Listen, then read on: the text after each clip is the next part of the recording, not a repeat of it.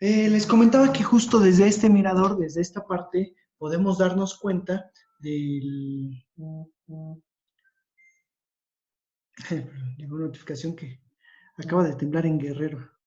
Intensidad débil e intensidad leve, pero bueno, notificación al fin. Les comentaba que justo desde este mirador, desde este cerro, podemos darnos cuenta de las, de las particularidades incluso de todo el pueblo, de todo este pueblo mágico. Es decir, sí, los atractivos turísticos, los atractivos pintorescos, incluso, vamos a llamarlos así, ¿no? En algunas de las casas que tenemos ahí, que incluso las han pintado por el simple hecho de convertirse en pueblo mágico, pero también vamos a tener muchas casas, muchas comunidades a los alrededores, muchos barrios y colonias con casas pues no tan típicas, o sea, casas mucho más comunes de cemento y tabique, como yo les comenté en algún momento, que vuelve a esto algo, un espacio muy gris, ¿no? Que les cuesta trabajo, yo creo que compaginar, porque no hay la aparición de elementos verdes, o sea, me refiero de tantos árboles como podríamos tener. Ahora, es que también aquí el problema que no logramos, bueno, no es que no logremos, sino que a veces pedimos eso, pero hay que entender que es una zona pantanosa, en donde el crecimiento de árboles tan grandes, pues no se da del todo fácil. ¿Sí? Miren, ahí está, otra vista del mismo cerro de Metepec. Ahora, parte de los edificios y de sus atractivos turísticos, de sus atractivos para los visitantes, va a ser este edificio que casi estoy seguro. Digo, porque estuve buscando y estuve preguntando y creo que no se ha encontrado vestigio arqueológico prehispánico en este pueblo. Entonces, prácticamente este edificio podemos considerar que es el edificio más antiguo de Metepec, el que tiene más años ahí en Metepec, que sería el exconvento de San Juan Bautista. Ahora, vamos a entender perfectamente el proceso de conquista, que lo platicamos casi en cada momento, en cada pueblo mágico.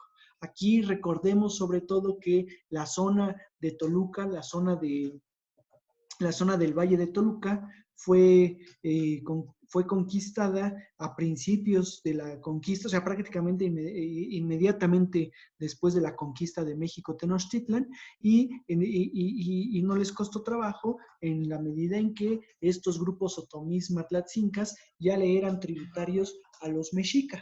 En ese sentido, pues, conquistar a los mexicas implicaba prácticamente hacerse de los servicios y del tributo No gastes, grupos Rogelio. los mismos mexica. En ese sentido también entendemos que no hubo grandes batallas, que no hubo un gran enfrentamiento o una gran resistencia por estos grupos prehispánicos en contra de los españoles, de los conquistadores. Por ello, pues más bien, más que llegar soldados, por supuesto llegaron encomenderos a repartirse el territorio, pero más que llegar soldados, lo que llegó fueron religiosos, personajes religiosos, las órdenes mendicantes, para establecerse, para evangelizar, es decir, conectar a la gente con la religión católica, y por otro lado, pues también para curar las almas, ¿no? Justamente de estos grupos prehispánicos.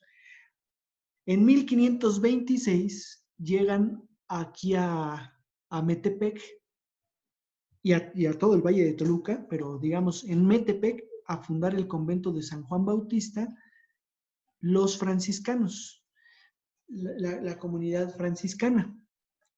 Recordemos que ellos llegan a México, ellos llegan a la Nueva España, bueno, y a la Ciudad de México en 1524, y llegan 12 frailes que, pues, bueno, se dedican a todo, ¿no? Es decir, se dedican a todo el territorio, a Puebla, a Texcoco, a Tlaxcala, a la Ciudad de México misma, de pronto por ahí van a Morelos, se quedan en la región del Valle de Puebla y por supuesto pasan aquí a la región del Valle de Toluca.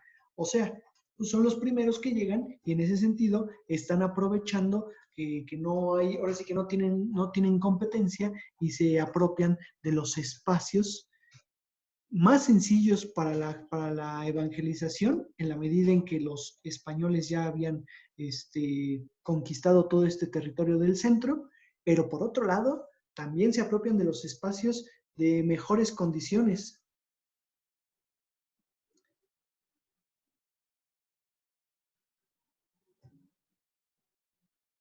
Dani, como que te mueves y se pierde la comunicación, se oye entrecortado. ¿Se oye un poco entrecortado?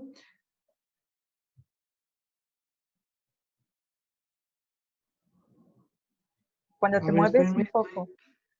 Sí, sí, lo que pasa es que, digo, probablemente entre que sea mi internet o el internet o su mismo internet, ¿no? O sea, lo que pasa es que acuérdense que con estas aplicaciones siempre, pues tenemos también desventajas, ¿no? Mi internet tiene que estar estable para poder transmitirles sonido y video, su internet tiene que estar estable para poder recibir y luego, por ejemplo, yo pues en teoría tengo un buen internet, pero hay momentos en los que empieza a fallar.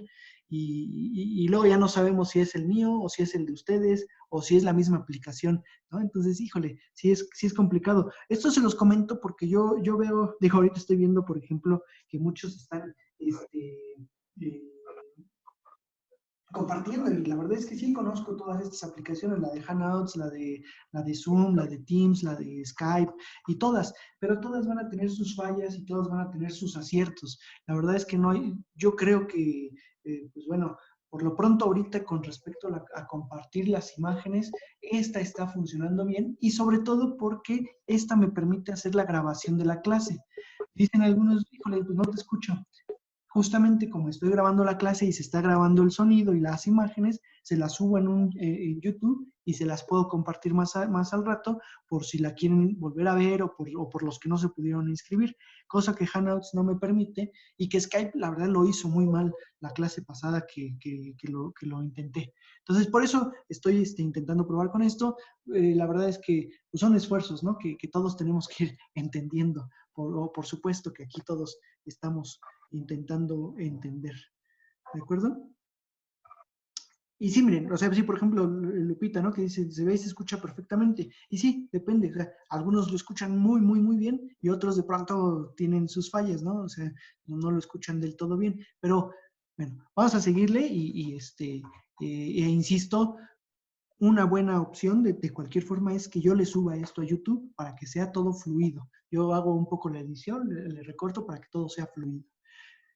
Les decía entonces que cuando llegan los franciscanos a la región del Valle de Toluca, pues se establecen, por supuesto, se establecen aquí porque pues aquí es donde hay alimento, donde hay agua, donde hay población y sobre todo población que no es guerrera. Es decir, no es tan complicado acercarse a ellos y deciden fundar justamente este convento. Ahora, pasa lo mismo que hemos visto con los distintos edificios, los distintos iglesias y conventos sobre todo. Una cosa es que en 1526 funden el convento y se establezcan, y la otra es que digamos que terminen de construir y que esto que estamos viendo, particularmente ahorita en la foto y las siguientes fotos que les voy a a mostrar, pues eso se fue construyendo a lo largo del tiempo, ¿de acuerdo? O sea, durante todo el siglo XVI e incluso parte del XVII. Incluso cuenta la crónica de los franciscanos. Esta crónica la podemos ver con Fray Jerónimo de Mendieta o con Fray Juan de Torquemada, no el de la Inquisición, sino Juan, un fraile que llegó a la Nueva España, que narran cómo se dieron las fundaciones de los primeros conventos y dicen que mientras ya se estaba construyendo una primera parte de este convento, ocurrió en 1550 un temblor por un sismo, ¿no? Ellos se lo aluden a una erupción volcánica, probablemente del Popocatépetl, que incluso les afectó hasta este punto. O en algún momento, también digo, lo que pasa es que como solamente lo aluden a un sismo volcánico, también puede ser algún volcán hacia la región de, ya sea Colima o Michoacán mismo, ¿no? Pero bueno, un sismo volcánico que le llaman, ahora los expertos, en 1550, destruye gran parte del pueblo. Destruir gran parte del pueblo es un decir, pues las pocas construcciones que en esos momentos había, entre ellos la casa del primo de Hernán Cortés, Juan Alonso Gutiérrez de Altamirano. Se vienen para abajo, igual que parte del convento.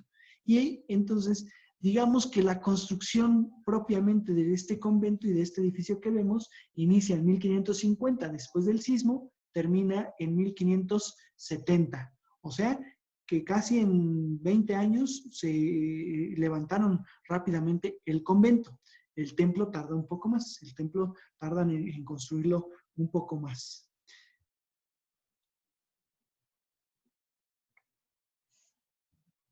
Fíjense cómo en esta otra imagen vamos a tener también un convento característico de las órdenes mendicantes de los franciscanos, o sea, de los franciscanos y de las distintas órdenes con respecto a las poblaciones pequeñas. ¿A qué me refiero?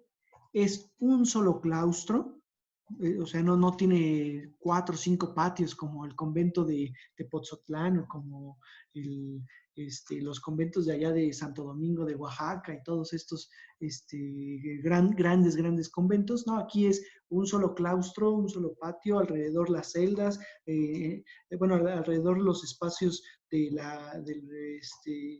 comedor, de la hospedería y todo esto, y en la parte de arriba las celdas de los distintos frailes, que además no eran muchos, ¿no?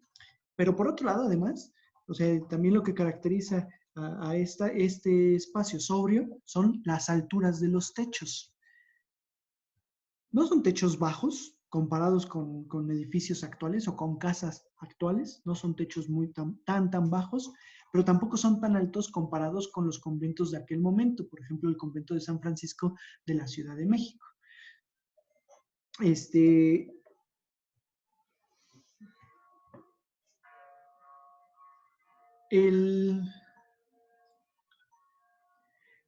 Los conventos, los conventos normalmente tienen techos altos en la primera planta y del mismo tamaño, de la misma altura, techos altos en el segundo cuerpo, ¿sí? Sin embargo, espérenme tantito porque alguien está pidiendo otra vez el ID. Es que esta es nueva, es la nueva.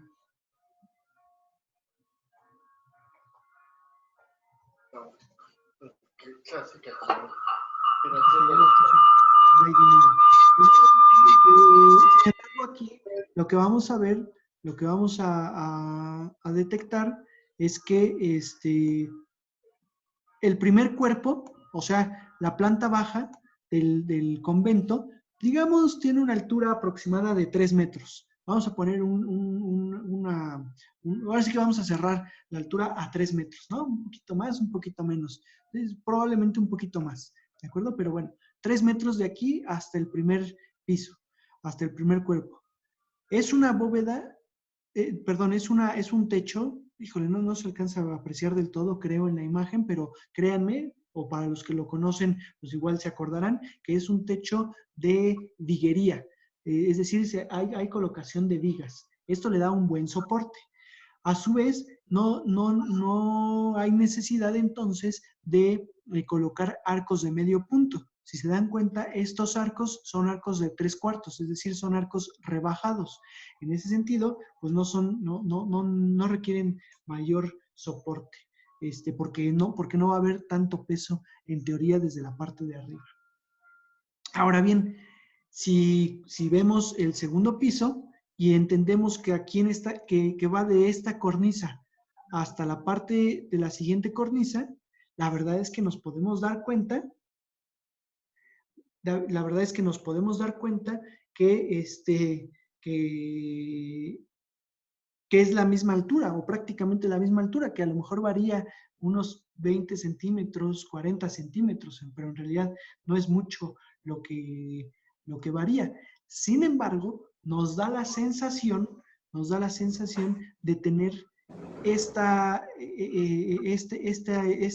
segundo piso de menor altura, porque tendríamos aquí la barda que no permite que los arcos se vean tan alargados. Y esto es importante en el simbolismo de las órdenes mendicantes, porque de principio, por ejemplo, con las órdenes descalzas, ¿no? Es decir, los carmelitas y los franciscanos descalzos, que aluden mucho a la pobreza, demasiado a la pobreza, el segundo piso está prohibido en los conventos. Y sin embargo lo hacen, solamente que ahora sí que se salían por la tangente, ¿no? Como siempre. Y en este caso de los franciscanos, ahora sí que los franciscanos, que no eran una orden con tanta austeridad, pero que pues sí tenían su voto de pobreza, lo que dicen es que el segundo piso es de menor altura o de menor, digamos, no es nada más porque sea menor altura, sino de menor lujo. Tener más altura pues implica más lujo, ¿no? Porque hay que meterle más tabique, más piedra, más ladrillo.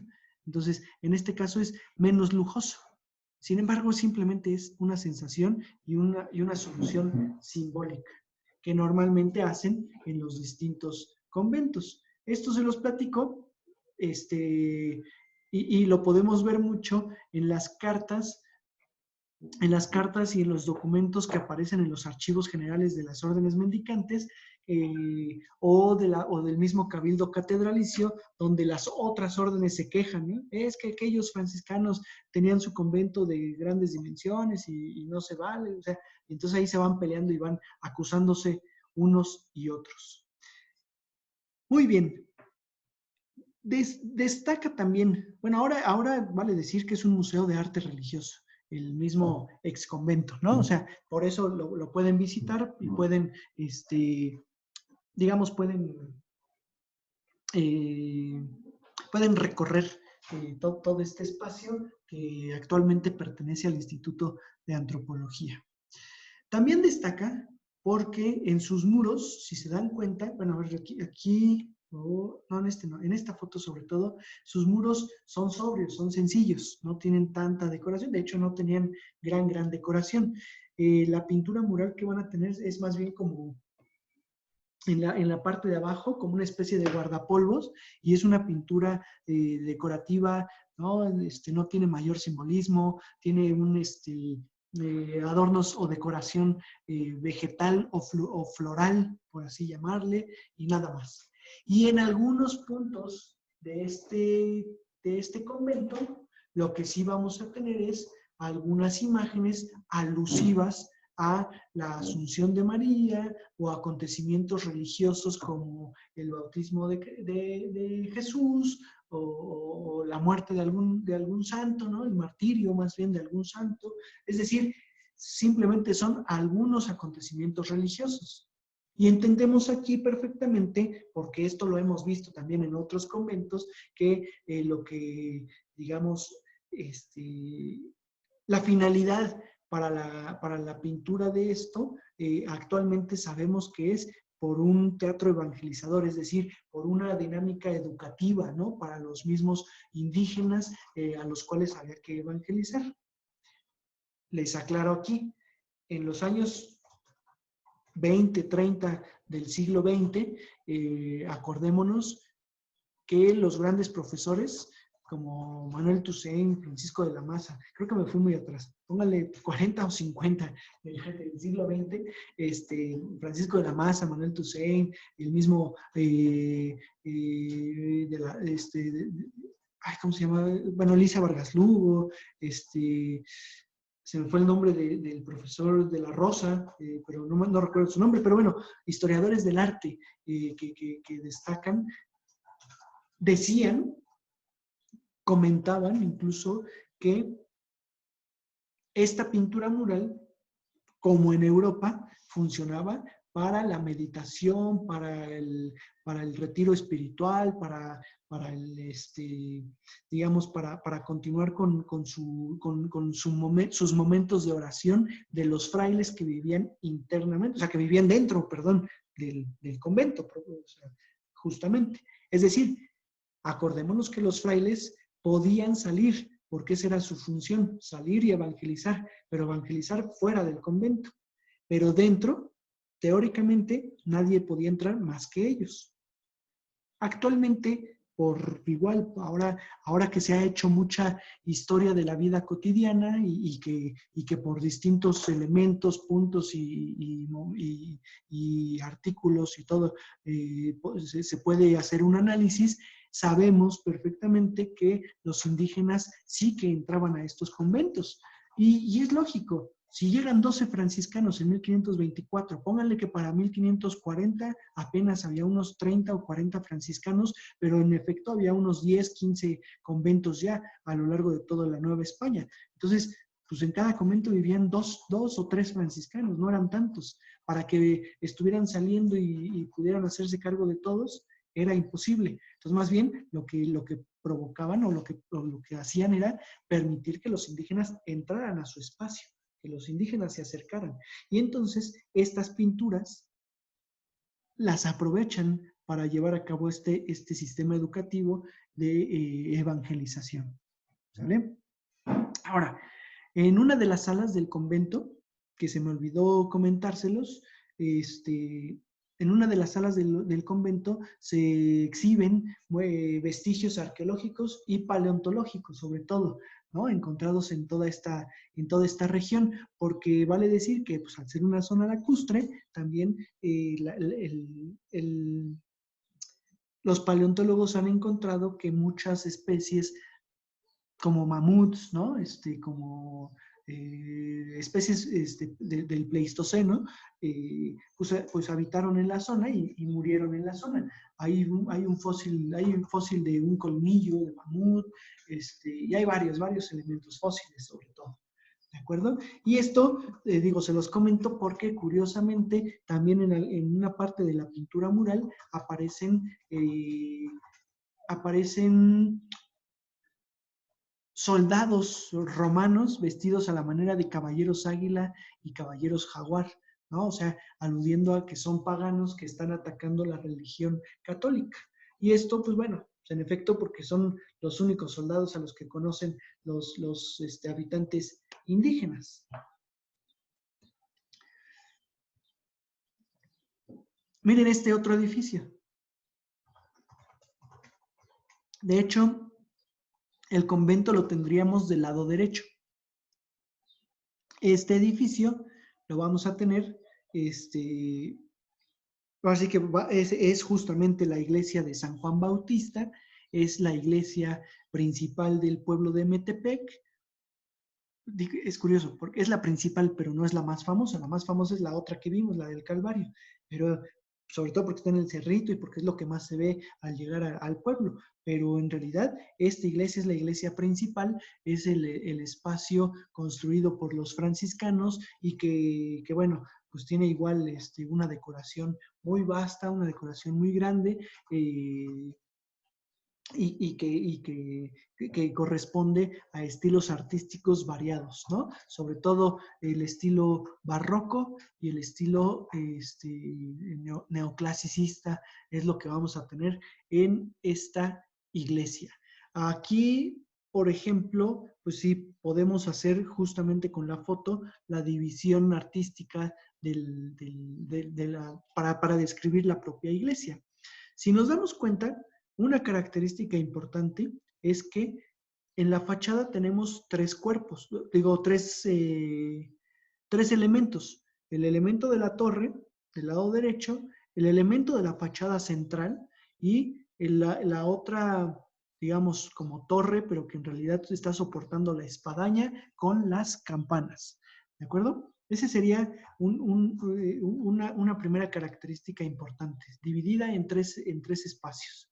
El espacio central, por supuesto, pues es lo que más destaca para nosotros. No, digo, no tiene la mejor calidad la foto, pero porque está más lejos, porque está lejana, pero bueno, un poco podemos ver, ¿no? En el espacio central está dividida en 5 calles. La calle central, donde está la puerta y la ventana coral, y 2 calles a la derecha y 2 calles a la izquierda. Las 2 calles inmediatas a la calle central están de frente, están en una perspectiva digamos, de frente, ¿no? Y las 2 calles de los extremos, si se dan cuenta, hacen un giro de unos 20-25 grados. ¿Eso qué provoca? Que tengamos una perspectiva como de fachada remetida, ¿no? Y entonces tenemos una perspectiva de una iglesia que se hace grande, que se alarga, porque la tenemos un poco hacia adentro. Bueno, esto es cuestión de perspectiva. Por ahí, si a alguien le interesa, hay un filósofo, Panofsky, que habla mucho de las perspectivas, que es complicado entenderlo, pero al final ya leyéndolo con tranquilidad, y ahora tenemos tiempo, pues vale la pena. Panofsky se llama. Ok, el primer cuerpo lo que implica son 4 nichos en donde estuvieron los 4 doctores de la iglesia. Ya no tenemos ahí las esculturas, pero créanme que ahí estuvieron. La puerta principal, la puerta central con el arco de medio punto, y todo esto, al igual que en la parte de arriba, con decoración con una decoración de elementos de follaje de la naturaleza, ¿no? O elementos vegetales. Esto pues, nos da el indicio del estilo plateresco y combinado un poco con el estilo barroco, por supuesto. El segundo cuerpo, bueno, aquí está dividido por las cornisas, por esta cornisa. El segundo cuerpo implica la ventana coral de formas mixtilíneas, otros 4 nichos en donde probablemente estuvieron los 4 evangelistas, donde probablemente estuvieron los 4 evangelistas, y en la parte de arriba aparecería San Juan Bautista, que justamente es el personaje central, es digamos, el santo principal de esta iglesia.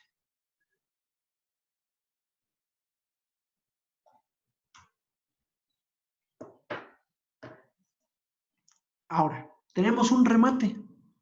Este remate, si lo vemos así a lo lejos, nos damos cuenta perfectamente, que tenemos una forma mixtilínea y que además la cruz que aparece al centro está enmarcada por una especie de ventana lobulada a manera de cruz, propiamente. Entonces, es un icono, o sea, es un elemento que destaca bastante en la misma fachada.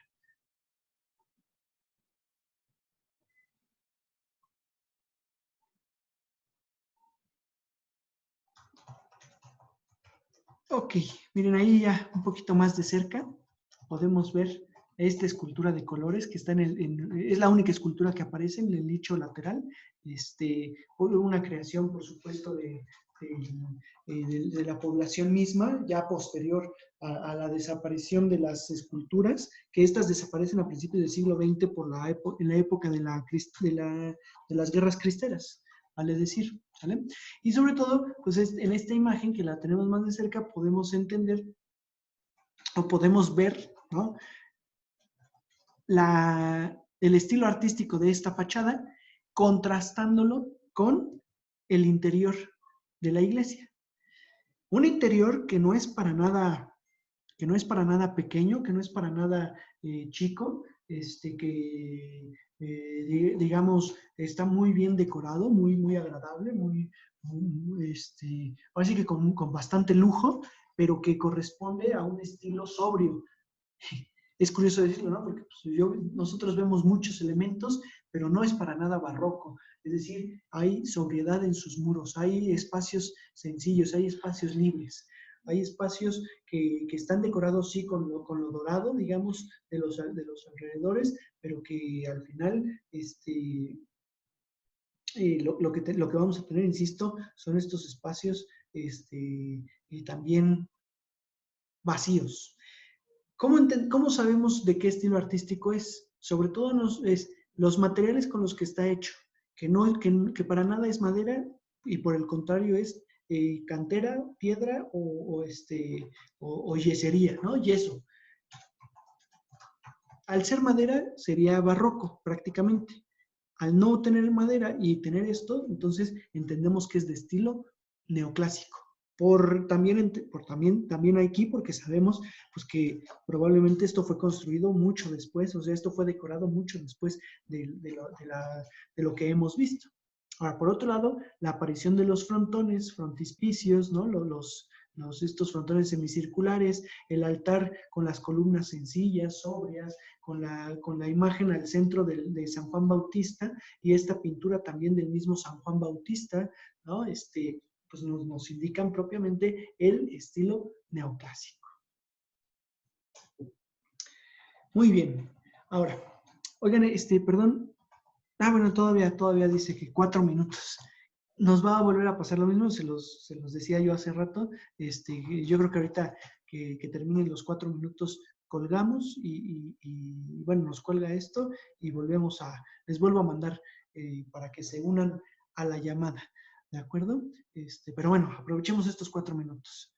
Un atractivo más, un atractivo cercano. No está exactamente en Metepec, pero pues es cercano y aplica como atractivo del pueblo mágico de Metepec. Va a ser el famoso Monte de las Cruces o Cerro de las Cruces, en donde se llevó a cabo la batalla del Monte de las Cruces por parte de Miguel Hidalgo y junto con Ignacio Allende y Juan Aldama contra el ejército realista en el periodo o en el proceso de la independencia de México, ¿no?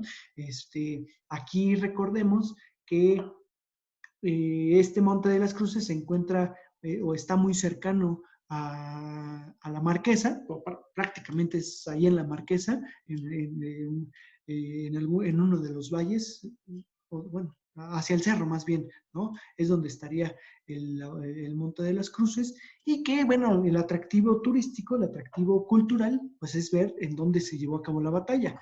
El atractivo campirano, por así llamarle, pues tiene que ver con el espacio para acampar o para pasar un día de campo, un picnic, ¿no? Para hacer este tipo de actividades.